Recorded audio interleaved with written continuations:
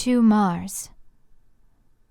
After millennia of earthbound foreplay, mankind's achievements on a noteworthy level began with its political unification and the gradual colonization of Mars. While the technology to colonize this world had existed for some time, political bickering, shifting agendas, and the sheer inertia of comfortable terrestrial usurping had made this step seem more distant than it actually was. Only when the risks clearly began to present themselves, only when Earth's environment began to buckle under the strain of 12 billion industrialized souls, did mankind finally take up the momentous task. All through the decades, traveling to and later settling on Mars had been envisioned as quick, relatively easy affairs, complicated but feasible and manageable in the short term. As the push finally came to a shove, it was realized that this was not the case. It had to go step by step. Atmospheric bombardment by genetically tailored microbes slowly generated a breathable atmosphere in a cycle that took centuries. Later, a few cometary fragments were knocked off course to bring forth seas, oceans, water.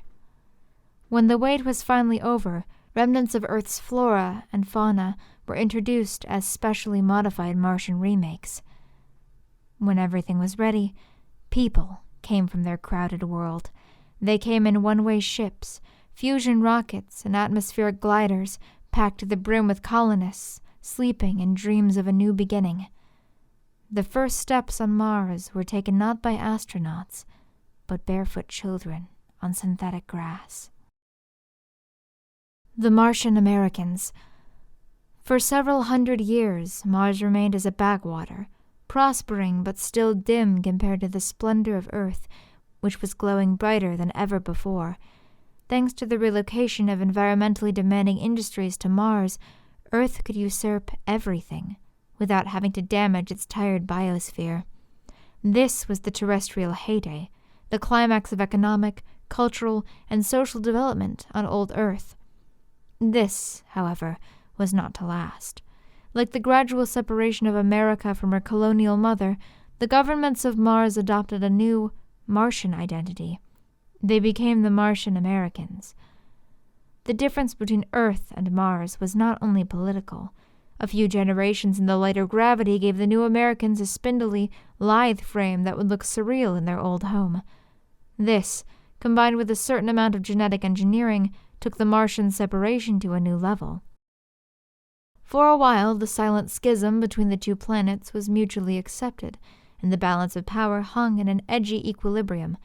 But the Terra-Martian standoff could not, last forever. With limitless resources and an energetic population, Mars was bound to take the lead. Civil War.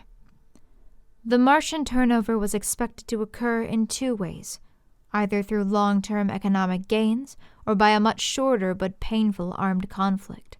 For almost 200 years, the former method seemed to take effect, but the gradual stretch eventually did break in a most destructive way. Almost since its establishment, Martian culture was suffused with an explicit theme of rebellion against Earth. Songs, motion pictures, and daily publications repeated those notions again and again until they became internalized. Earth was the old, ossified home that held humanity back, while Mars was new, dynamic, active, and inventive. Mars was the future. This ideology eventually reached its semi-paranoid, revolutionary apex. Roughly 1,000 years from now, the nations of Mars banned all non-essential trade and travel with Earth.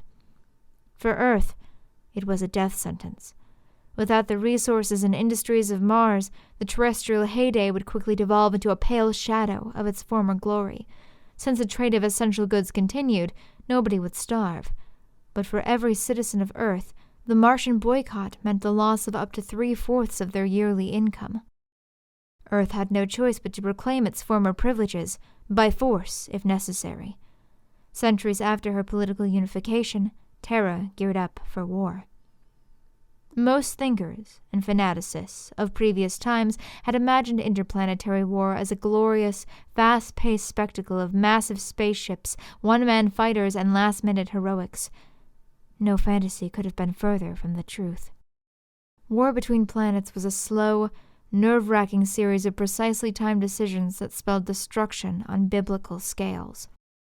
Most of the time, the combatants never saw each other. Most of the time, the combatants were not there at all. War became a duel between complicated, autonomous machines programmed to maximize damage to the other side while trying to last a little longer.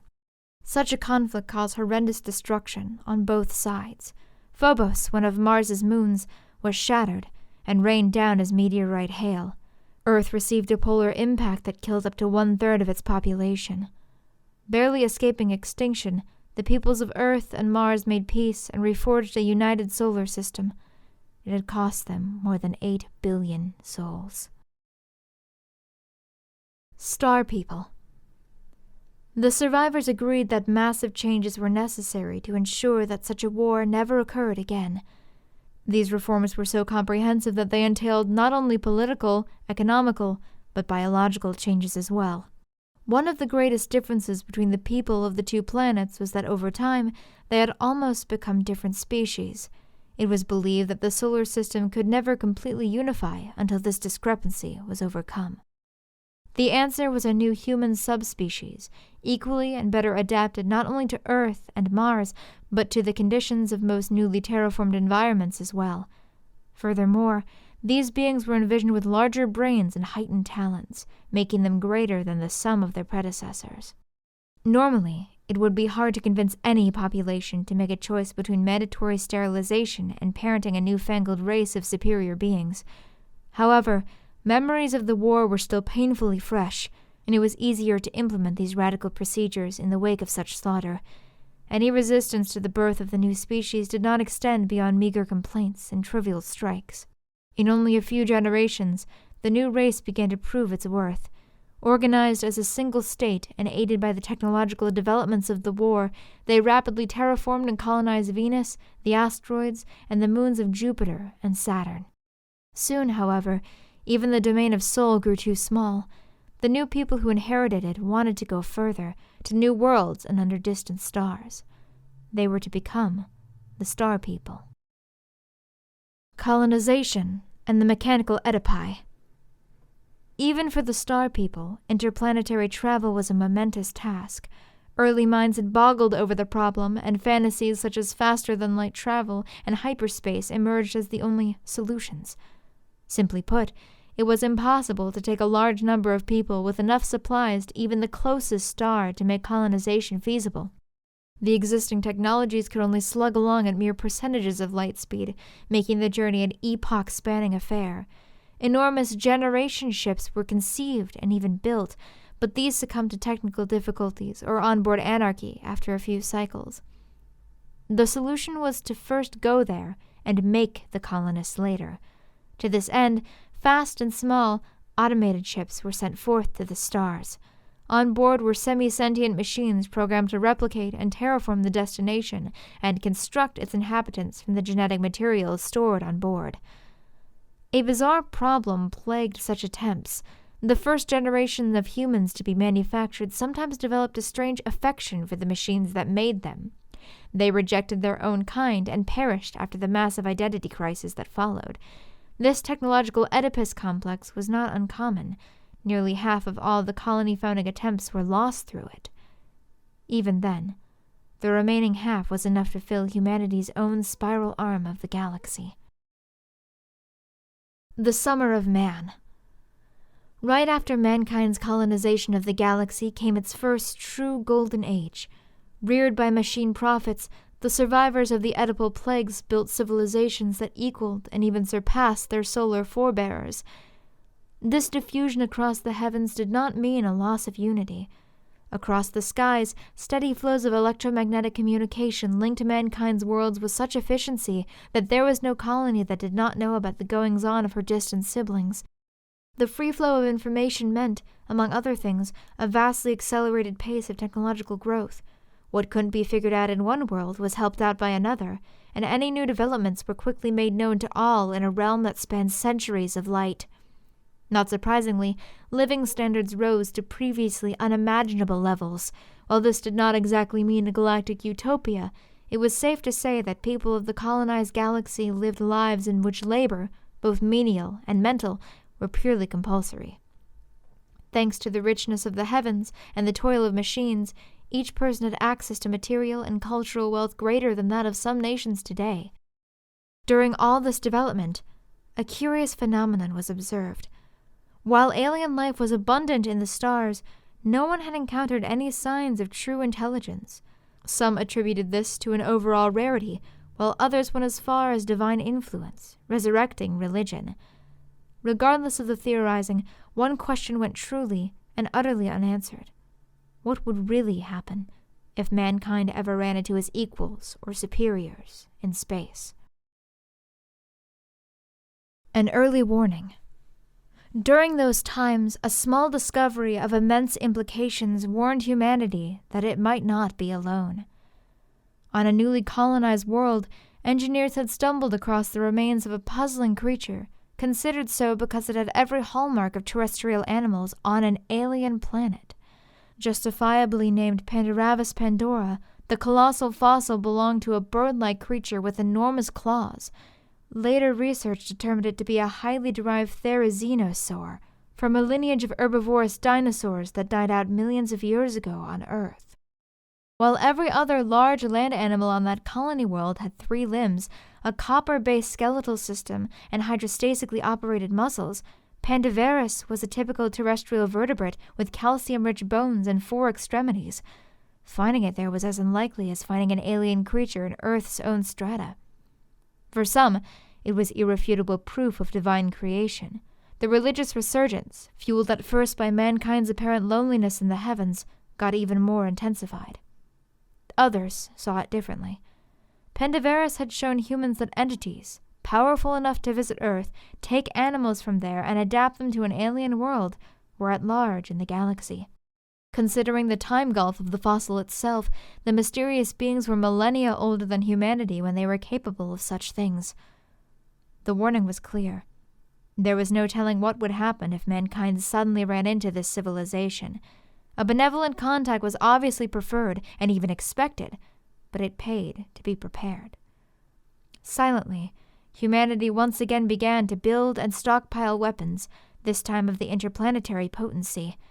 They were terrible devices, capable of novaing stars and wrecking entire solar systems.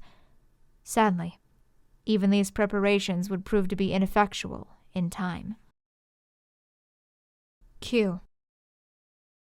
The first contact was bound to happen. The galaxy, let alone the universe, was simply too big for just a singular species to develop intelligence in. Any delay in contact only meant a heightening of the eventual culture shock. In humanity's case, this culture shock meant the complete extinction of mankind as it had come to be known. Almost 1 billion years old, the alien species known as Q were galactic nomads, traveling from one spiral arm to another in epoch-spanning migrations. During their travels, they constantly improved and changed themselves until they became masters of genetic and nanotechnological manipulation. With this ability to control the material world, they assumed a religious, self-imposed mission to remake the universe as they saw fit. Powerful as gods, Q saw themselves as the divine harbingers of the future. This dogma was rooted in what had been a benevolent attempt to protect the race from its own power. However, blind, unquestioning obedience had made monsters of the Q. To them, humanity, with all of its relative glories, was nothing more than a transmutable subject. Within less than 1,000 years, every human world was destroyed, depopulated, or even worse, changed. Despite the fervent rearmament, the colonies could achieve nothing against its billion-year-old foes, save for a few flashes of ephemeral resistance. Humanity, once the ruler of the stars, was now extinct. However, humans were not. Man extinguished. The worlds of humanity, gardens of terraformed paradise, seemed strangely empty to the Q. Often there were no raw materials available other than people, their cities, and a few basic niches of ecology populated by genetically modified animals and plants from Earth. This was because humans had erased the original alien ecologies in the first place. Offended by another race trying to remake the universe, the Q set forth to punish these infidels by using them as the building material of their vision. While this led to the complete extinguishment of human sentience, it also saved the species by preserving its genetic heritage in a myriad of strange new forms. Populated by ersatz humans, now in every guise from wild animals to pets to genetically modified tools, Q reigned supreme for 40 million years on the worlds of our galaxy. They erected kilometer-high monuments and changed the surfaces of entire worlds, apparently to whim. One day, they departed as they had come, for theirs was a never-ending quest, and they could not stop until they had swept through the entire cosmos. Behind them, the Q left 1,000 worlds, each filled with bizarre creatures and ecologies that had once been men. Most of them perished right after their caretakers left.